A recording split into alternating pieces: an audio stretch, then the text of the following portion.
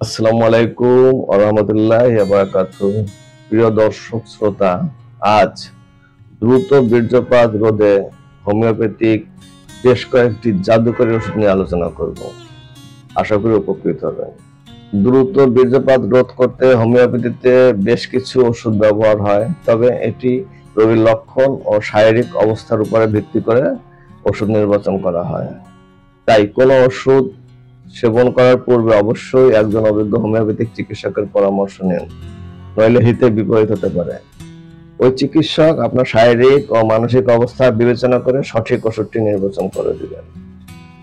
যে ওষুধগুলো দ্রুত বীর্যপাত রোধে ব্যবহার হয় সেই ওষুধগুলো সম্পর্কে জানা যায়।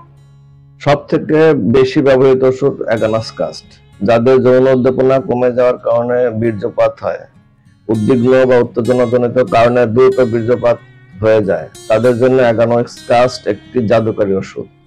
ওষুধটির মাদার 3x শক্তি ব্যবহার করতে পারেন, প্রয়োজনে আরো উচ্চ শক্তি ব্যবহার করা যায়। পরবর্তী ওষুধ ক্যালাডিয়াম। যৌন ইচ্ছা থাকলেও উত্তেজনা ধরে রাখতে পারে না, অথবা উত্তেজনা অনুভব করার আগেই বীর্যপাত হয়ে গেলে ক্যালাডিয়াম ওষুধটি ব্যবহার করা যেতে পারে। তবে এই ওষুধটি নিম্ন শক্তিতে ভালো রেজাল্ট পাওয়া যায় না। এই ওষুধটি 1 mg থেকে ব্যবহার করুন, তাহলে ভালো রেজাল্ট পাবেন। পরবর্তী ওষুধ নাক্স ভূমিকা। অতিরিক্ত উত্তেজনা প্রবণ এবং বদমেজাজি, অতিরিক্ত মানসিক চাপ, অ্যালকোহল বা ধূমপানের কারণে যাদের দ্রুত বীর্যপাত হয়ে যায়, তাদের জন্য এই ওষুধটি খুবই কার্যকরী একটি ওষুধ। পরবর্তী ওষুধ স্টাফিসেগ্রিয়া। হস্তমৈথুনের অভ্যাস ও অতিরিক্ত যৌন চিন্তা, আত্মবিশ্বাসের অভাব বা মানসিক দমনজনিত কারণে দ্রুত বীর্যপাত হলে এই ওষুধটি খুবই কার্যকরী একটি ওষুধ। ইয়াহিম্বিনাম। যৌন ক্ষমতা বাড়াতে এবং বীর্যপাত নিয়ন্ত্রণে সাহায্য করতে পারে ইয়াহিম্বিনাম। ওষুধটির মাদার থেকে 3x বা উচ্চ শক্তি ব্যবহার করা যায়। সেলেনিয়াম।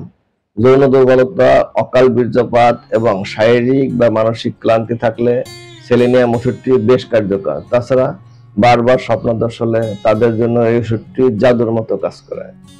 ওষুধের শক্তিমাত্রা প্রয়োগ করতে হবে রোগীর লক্ষণ, চরিত্র, মায়াজমের উপর নির্ভর করে। তাই সঠিক ওষুধ এবং মাত্রা সেট করার জন্য অবশ্যই একজন অভিজ্ঞ হোমিওপ্যাথিক চিকিৎসকের পরামর্শ নেবেন।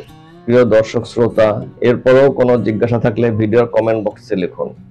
কমেন্টেই আপনার প্রশ্নের জবাব দেওয়া হবে, কারণ আপনার সমস্যার সঙ্গে অন্যরও একই সমস্যা থাকতে পারে, অন্যেরও একই জিজ্ঞাসা থাকতে পারে।